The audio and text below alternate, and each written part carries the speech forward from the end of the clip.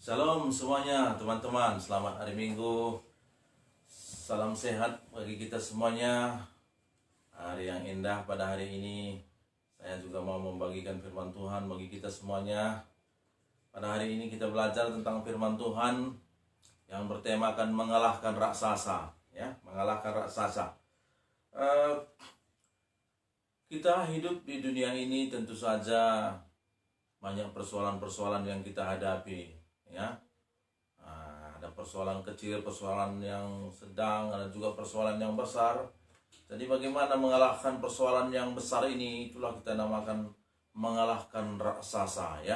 Bagaimana kita bisa mengalahkan satu persoalan yang begitu besar yang kita hadapi sebagai seorang prajurit. Orang-orang yang percaya kepada Yesus itu adalah juga prajurit-prajurit Kristus. Artinya, sekalipun kita hidup di sini, di dalam tubuh ini, tetapi roh kita juga ada di dalam dunia roh. Dari di dalam dunia roh itu ada satu peperangan rohani.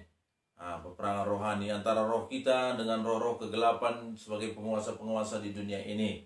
Namun bagaimana kita bisa mengalahkan daripada kuasa-kuasa dunia ini, masalah-masalah, raksasa-raksasa, persoalan yang kita hadapi.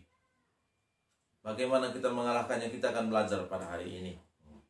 Yang pertama, supaya kita bisa mengalahkan persoalan dunia, persoalan yang besar, persoalan raksasa, yaitu menyadari kuasa Tuhan dalam hidup kita. Ya, artinya apabila kita sebagai orang-orang yang percaya kepada Yesus, harus kita sadari bahwasanya ada kuasa Tuhan di dalam kita. Kita percaya bahwasanya orang-orang yang percaya itu memiliki suatu kuasa. Ya, suatu power yang bisa mengalahkan dunia ini. Karena itu adalah firman Tuhan. Namun kita akan baca dulu sebentar di dalam 1 Samuel pasal 17 ayat 45. Kita baca dulu ya. Saya bacakan kepada kita 1 Samuel pasal 17 ayat 45 demikian. Tetapi Daud berkata kepada orang Filistin itu, "Engkau mendatangi aku dengan pedang dan tombak dan lembing. Tetapi aku mendatangi engkau dengan nama Tuhan semesta alam, Allah segala barisan Israel yang kau tantang itu." Jadi pada waktu itu, berhadapan satu sisi dengan satu sisi, muncullah orang Filistin, satu orang Filistin yang bernama Goliat, ya, yang tingginya ya sekitar 3 meter, ya, 3 meter. Dia tinggi, sekitar 3 meter, dengan perlengkapan perang, dengan tombak yang besar. Dia maju. Sebelah satu sisi barisan pasukan Israel, sebelah satu sisi barisan pasukan Filistin. Seorang pahlawan Filistin ini yang bernama Goliat, dia menantang semua barisan Israel. Siapa di antara kau yang bisa menantang saya? Dan apabila kamu bisa mengalahkan saya, maka kami akan tunduk kepadamu. Kami akan menyerah. Dilihatlah seluruh orang Israel, semuanya gemetar, ketakutan. Bahkan Raja Saul sendiri, orang yang begitu gagah perkasa di Israel, yang tinggi badannya sebahunya semua orang Israel. Jadi dia lebih tinggi, kurang lebih 1 jengkal dari semua orang-orang Israel. Gagah perkasa Saul ini. Namun dia juga gemetar. Dia juga takut untuk menghadapi orang Filistin ini. Tidak ada yang berani.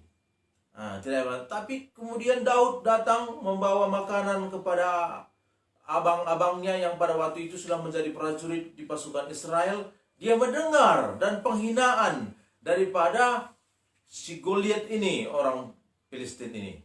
Dia mendengar tidak ada yang berani dari orang Israel. Dan Daud berkata, siapa ini yang berani menantang pasukan yang maha tinggi?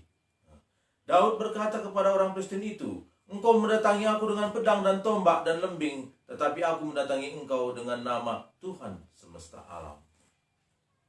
Dia menyadari bahwasanya ada kuasa di dalam dia. Kemudian dia maju.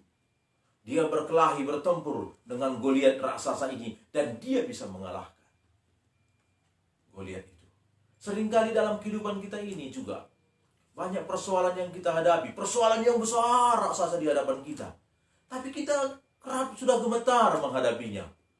Namun, kalau kita menyadari kuasa Tuhan, seperti yang Daud itu, menyadari bahwasanya ada kuasa Tuhan di dalam dirinya, dia berani menantang daripada pasukan, daripada musuh. Kita juga harus demikian. Kita harus sadari bahwa Yesus itu, Tuhan kita itu, lebih hebat daripada segala persoalan yang kita hadapi. Dari segala raksasa yang kita hadapi, lebih hebat Tuhan itu. Kita harus sadari kuasa itu. Harus percaya kita ada kuasa itu. Amin. Kita juga harus menjadi pelaku firman. Untuk bisa kita mengalahkan raksasa ini, kita harus menjadi pelaku firman. Artinya kita tidak hidup secara duniawi, tidak hidup secara kedagingan. Kita harus mematuhi firman Tuhan ini, sehingga kuasa Tuhan itu ada di dalam kita. Ya, jadi cara-cara hidup kita itu harus kita menjadi pelaku firman, bukan hanya pembicara. Saya ini kan sedang bicara firman, tapi kalau saya hanya bicara tidak melakukan, itu sama dengan bohong. Tidak ada artinya. Ada seperti tong yang nyaring bunyinya. Ya, kita harus menjadi pelaku firman. Sehingga kuasa itu ada di dalam kita, sehingga kita bisa mengalahkan daripada raksasa yang sedang kita hadapi di dunia ini, yaitu masalah persoalan yang besar. Yang ketiga, yang pertama tadi menyadari kuasa Tuhan. Yang kedua, kita harus menjadi pelaku firman. Yang ketiga, kita harus memiliki hati yang menyembah. Ya, Daud itu memiliki hati yang menyembah. Pada waktu dia mengembalakan kambing dombanya, dia menyembah Tuhan, dia bermain kecapi, dia bermazmur kepada Tuhan. Dan Tuhan itu dekat dengan dia. Sehingga dia memiliki satu kuasa yang hebat. Pada waktu beruang, beruang itu kita tahu, beruang itu besar. Bahkan lebih besar dari harimau. Beruang itu datang mau memakan, mau menerkam domba-domba yang digembalakan oleh Daud. Tapi Daud datang dan merobek mulut beruang itu. Betapa hebat kuasanya. Walaupun dia masih muda pada waktu itu ya. Jadi orang-orang yang bisa mengalahkan raksasa itu, dia memiliki hati yang menyembah. Kita akan baca dalam Mazmur pasal 62 ya. Mazmur pasal 62 ayat 6 sampai 9, demikian. Hanya pada Allah saja kiranya aku tenang, sebab daripadanya lah harapanku. Hanya dialah gunung batuku dan keselamatanku, kota bentengku. Aku tidak akan goyah. Pada Allah ada keselamatan dan kemuliaanku, gunung batu kekuatanku, tempat perlindunganku ialah Allah. Percayalah kepadanya setiap waktu, hai umat. Curahkanlah isi hatimu di hadapannya. Allah ialah tempat perlindungan kita. Dia memiliki hati yang menyembah. Hanya Allah sajalah. Hanya dekat Allah sajalah hatiku tenang. Dialah gunung batuku, dialah perlindunganku. Percayalah, hai umat. Begitulah kata Daud yang menyembah Tuhan.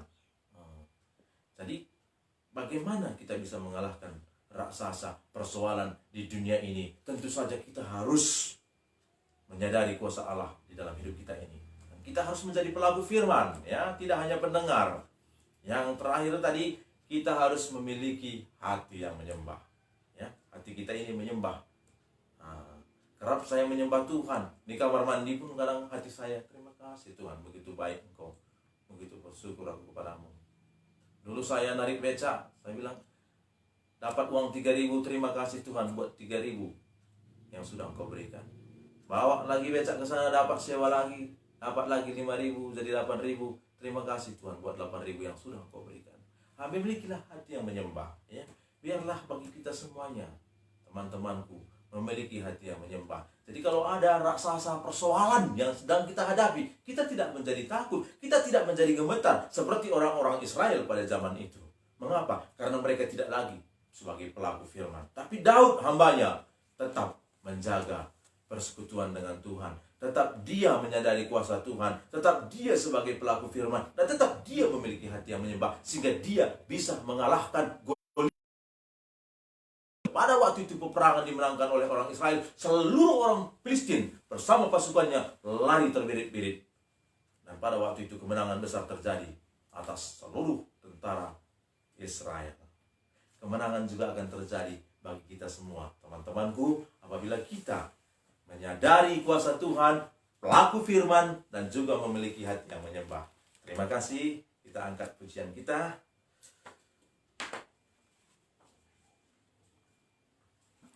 Bersama Yesus lakukan perkara yang besar. Bersama Yesus lakukan perkara besar. Bersama Yesus tidak ada yang sukar.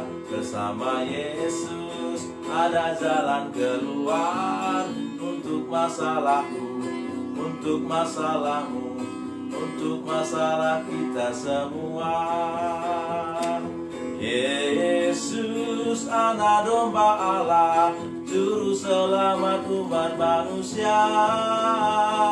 Yesus tabib yang ajaib, Dia menyembuhkan, Dia menguduskan, Dia membenarkan. Dialah Raja, Dialah Raja, Dialah Tuhan, Dialah Tuhan. Amin. Bersama Yesus kita akan melakukan perkara yang besar, dan kita bisa mengalahkan raksasa persoalan di dunia ini. Saya akan berdoa bagi kita semuanya. Bapa yang baik, kiranya Engkau sudah mendengarkan firman-Mu, menyadari bahwasanya kuasa yang maha tinggi telah Engkau berikan bagi orang-orang yang sudah percaya kepadamu. Pelaku firman adalah yang membuat daripada iblis menjadi gemetar, dan hati yang menyembah yang membuat kami memiliki kuasa untuk bisa mengalahkan daripada persoalan-persoalan dunia ini, raksasa-raksasa dunia ini. Tolong seluruh teman-temanku yang mendengarkan firman ini, urapi mereka, berkati mereka Bapa. Penuhi mereka dengan kuasa yang daripadamu, dengan hati yang percaya, dengan hati yang mau melakukan firman, dengan hati yang menyembah. Terima kasih Bapa. Diberkatilah Engkau melalui live streaming ini Bapa. Namamu dimuliakan dan tinggikan. Terpuji namamu, di dalam nama Tuhan Yesus hambamu berdoa. Haleluya, haleluya, amin. Terima kasih bagi kita semuanya. Semoga berbahagia. Terima kasih, bye-bye.